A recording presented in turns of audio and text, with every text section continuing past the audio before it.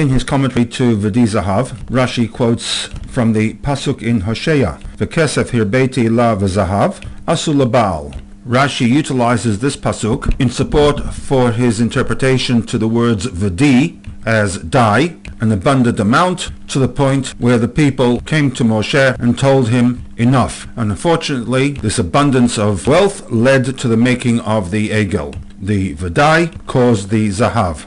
Rashi's commentary is based upon the Gemara in Brachot, which we will analyze shortly in terms of how the Gemara treats the V'di Zahav of Devarim Perek 1 Pasuk 1. The upshot of the Gemara is that Amar Rabbi Yochanan, Minayin Shechazar HaKadosh Baruch Hu, on what basis can one state that God reversed himself, V'hoda lo Moshe, and agreed with Moshe's demands? The debate between Moshe and God is not relevant at this point in time. What is germane is the fact that the Gemara references the pasuk in Hosea, Shene'emar, V'kesef hirbeti lahem, not la, asu l'baal. In quoting this pasuk, the Gemara also makes the change from la to lahem. In a way, this now becomes a Gemara problem rather than the Sikha text problem.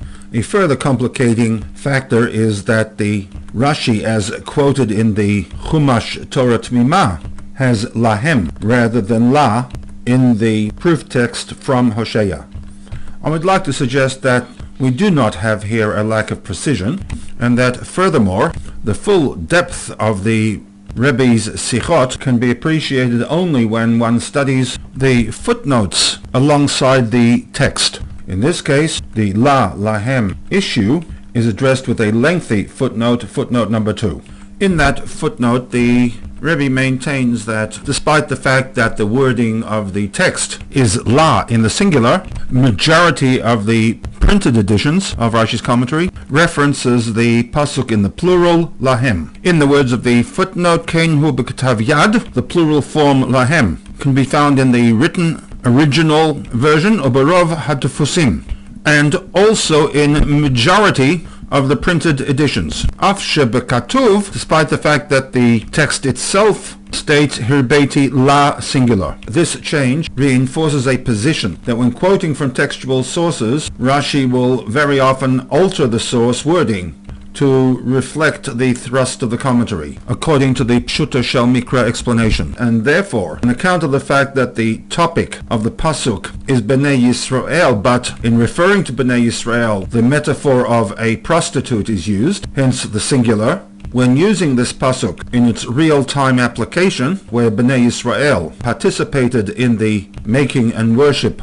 of the Egel HaZahav, the context is Bnei Yisrael as a nation, and therefore Rashi changes the la to lahem. This change is further justified when Rashi quotes from a Ma'amar Chazal, and in that Ma'amar Chazal, in this case Gemara Brachot, we find that there also has been a change from the la to lahem. The only remaining question relates to the version of Rashi that we have presented that has the pasuk in the singular la rather than the lahem plural. To understand how this came about, we will need to revisit the mid-1400s and Johannes Gutenberg's invention of the printing press. No doubt the invention of the printing press expanded the access of written material to a much wider audience. The process involved the putting together of letters to form sentences, a labor-intensive activity that required the accurate reading of the handwritten text to be transferred to the movable type format. It is quite possible that the Bachar HaZetzer, the one responsible for the creation of the movable type, that in light of the fact that the pasuk text was written in the singular la, assumed that a scribal error had crept into the manuscript and therefore replaced the lahem of the scribal format to la as per the pasuk. Printing spread quickly through most of Europe, and when the commentary of Rashi was printed in other countries, it is conceivable that the typesetter did not make any changes from the manuscript text. In this way, we can explain the two versions in its printed format, one which retained the change from la to lahem as per the Gemara, and a minority version that was reprinted where the change had been made by the typesetter.